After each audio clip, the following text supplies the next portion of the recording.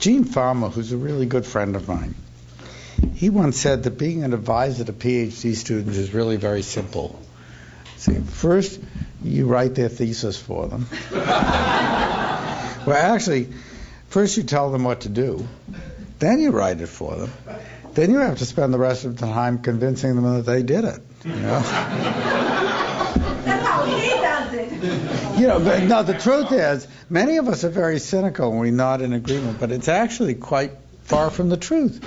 You know, the truth is, it's actually, opposite. The most misleading part is the part where supposedly you tell them what to do, because that's not actually what happened. It's the opposite. If you think about it, students tell you what to do. They tell you the new things that are going on, because they have much better antenna for this than you do. And it really doesn't matter. I thought about this, whether you're talking about academics or business, it's the same. I hate to read and talk, but I'll do it. I think that in both academics and business, success is really, in some sense, the enemy of creativity. How do you avoid doing the same thing all the time? Well, you get new ideas. And the only way to get new ideas is to keep looking around. And in our field, in finance, we get new ideas, I think, from two places. One is I get them from news, more specifically because I'm in a different generation, newspapers. Sometimes I read actually the internet, but it's from news. And I actually get them from you. I get them from students. So what do I get from students? Here's the most important thing. You told me what you were interested in. And it was very seldom what I thought was interesting. Now, that doesn't mean that I thought what you were doing wasn't interesting. It's just that I hadn't thought about it at all.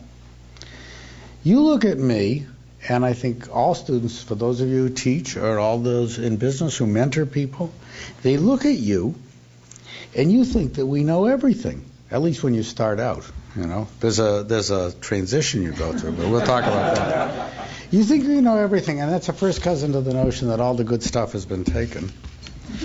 But, you know, when you start to teach, when you first walk into that classroom and you look around at those faces, you realize you really don't know very much more than a little bit more than they do, you know. You think of it, at least I think of it, it's very personal.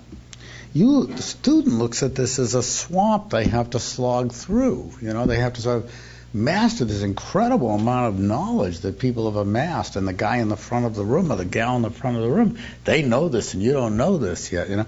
And when you're standing at the front of the room, you think of it as an eggshell. You have this tiny, thin veneer of things that you know from a nanosecond, before they know it, you know, and then they're going to crash through it, you know.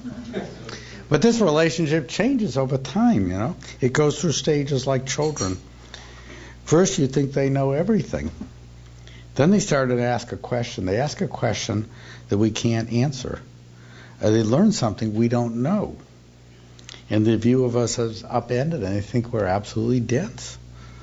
You know, they mature into a more settled relationship afterwards. It becomes more collegial and balanced. But Mark Twain had a wonderful line. He said, "It's amazing how much my father learned between the time I was 16 and 21. So how do you deal with students? So here's people say, what's your secret? I don't know if I have a secret, but here's what I think is important. A key is not to tell students that what they're doing isn't interesting. That's not the same as saying that what they're doing is interesting. In fact, that's just as wrong. But you just never say to them that what they're doing isn't interesting. And the reason you don't isn't just to be kind. It's because, in fact, you actually don't know. You might think you know, but you actually don't know. And second, it's a terrible thing to say. As a researcher, you're searching for some reference point and trying to find your own sense of taste. And that should be encouraged, and it should never be discouraged. Never discourage creativity, because it drives people into pedestrian activities. So they won't be vulnerable to devastating criticism. I learned this from my son-in-law, who said, you know, being an artist is very hard because these people write these things and they say, this is terrible, you know. Well, you don't want to be in the position of telling someone who's coming to you for advice that what they're doing is terrible. That's a terrible thing to do. In academics, we succeed by gaining the respect of our fellow researchers, and I mean success in kind of a narrow and mechanical way. In business, you succeed or fail on a simpler metric.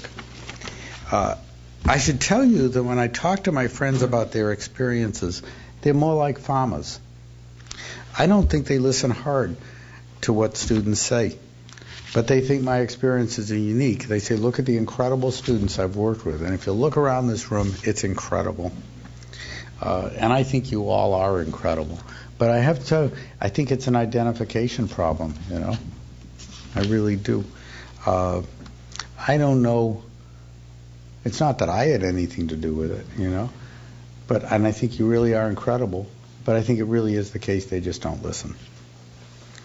Now, it is true that often you suggest a topic to a student just to get them started. And that really breeds a lot of chutzpah on your part. That has little to do with what emerges. Fully balanced, I must tell you that some of the most creative work that any of you ever did came from things that I suggested. But suggesting a topic is far different than writing a thesis. I never guessed what some of you did with it. I could never have guessed. I could never have imagined, because all I said was, gee, I don't understand this. And then you went off and understood it. And sometimes you did truly amazing things, you know. My granddaughter Lucy, Carol was talking to Lucy once, and Lucy said, Carol said something to Lucy, explained what she did, and Carol said, that's amazing, Lucy. And Lucy said, you amaze me. And Lucy said, I amaze myself, Gramps. You know? So here are my lessons. So this is the first part. Here are my lessons for your students. Above all else, be a cheerleader for your students and those you mentor. Encourage them. And the reason to encourage them is that they don't know if they really can do good work. And if you don't tell them, they probably won't. If you do, they may or may not succeed. Trust their taste and their judgment for their work more than your own. Help them to do a better job of solving their problems. Help them to master the techniques of their research, because you'll be paid back 1,000-fold. And it goes back to what Mark said. I mean, it's a very selfish thing to do. You know, if they do good work, you'll learn from what they do. You'll be interested in what they do. That's what you should do for them, you know. And it's incredible arrogance to think you can do better than that.